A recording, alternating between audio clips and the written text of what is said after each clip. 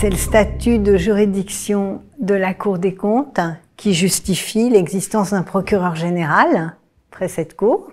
En fait, il y a plusieurs missions exercées par le ministère public qui peuvent garantir la confiance des citoyens. D'abord, le rôle premier du ministère public, c'est faire respecter l'ordre public financier, et dans ce cadre-là, il engage des poursuites à l'encontre des gestionnaires publics, ordonnateurs ou comptables, lorsqu'ils enfreignent des règles au droit public financier, et il est très important que ces règles soient respectées dans la mesure où elles protègent l'argent public, qui est d'une nature particulière puisqu'il provient de l'impôt des citoyens. Et puis le parquet général joue un autre rôle par ses avis sur les différents travaux de la Cour des comptes. Il garantit la qualité des productions, mais également il garantit que ces productions sont réalisées dans le respect des procédures et des normes professionnelles que nous nous sommes données.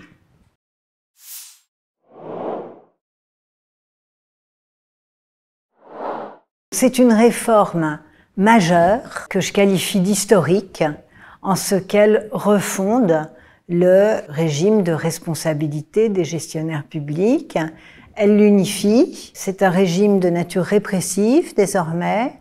Les gestionnaires publics seront responsables devant la seule Cour des comptes et non plus devant différentes juridictions. C'est évidemment une réforme à laquelle le parquet général a participé très activement, puisque le contentieux est au cœur des compétences du parquet général, et nous y avons apporté tout notre concours dans la phase de préparation, bien entendu. C'est une réforme qui, je pense, répond à la demande citoyenne que les juridictions financières ne soient pas seulement des instances qui dénoncent des mauvaises gestions ou des irrégularités de gestion, mais qu'elles aient les moyens de les sanctionner.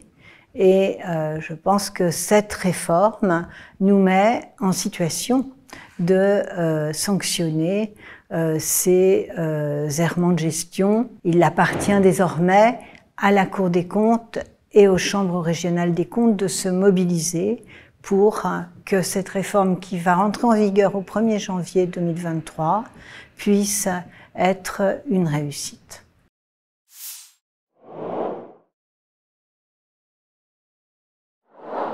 Les orientations stratégiques qui sont issues de JF 2025 lancé par le premier président Pierre Moscovici, sont de nature à répondre à ces grands défis, à la fois parce que ces orientations ont permis de rapprocher la Cour des comptes et les chambres régionales des comptes, à resserrer leur gouvernance, et cela est essentiel dans le cadre de politiques publiques de plus en plus partagées entre l'État et les collectivités territoriales. Il en va de même de l'évolution et de la modernisation, dirais-je, des publications de la Cour des comptes, avec la volonté de rapprocher ces publications du citoyen.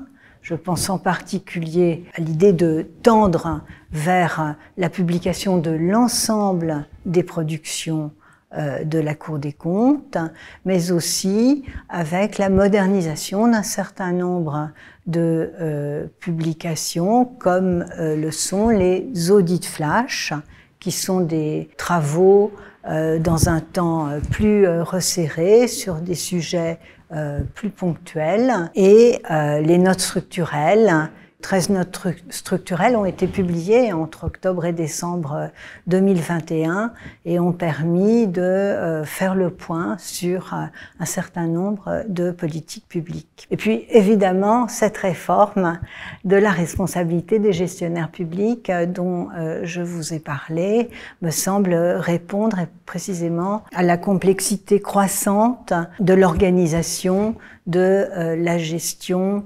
des recettes et des dépenses publiques, où le rôle des ordonnateurs et des comptables se trouve de plus en plus imbriqué.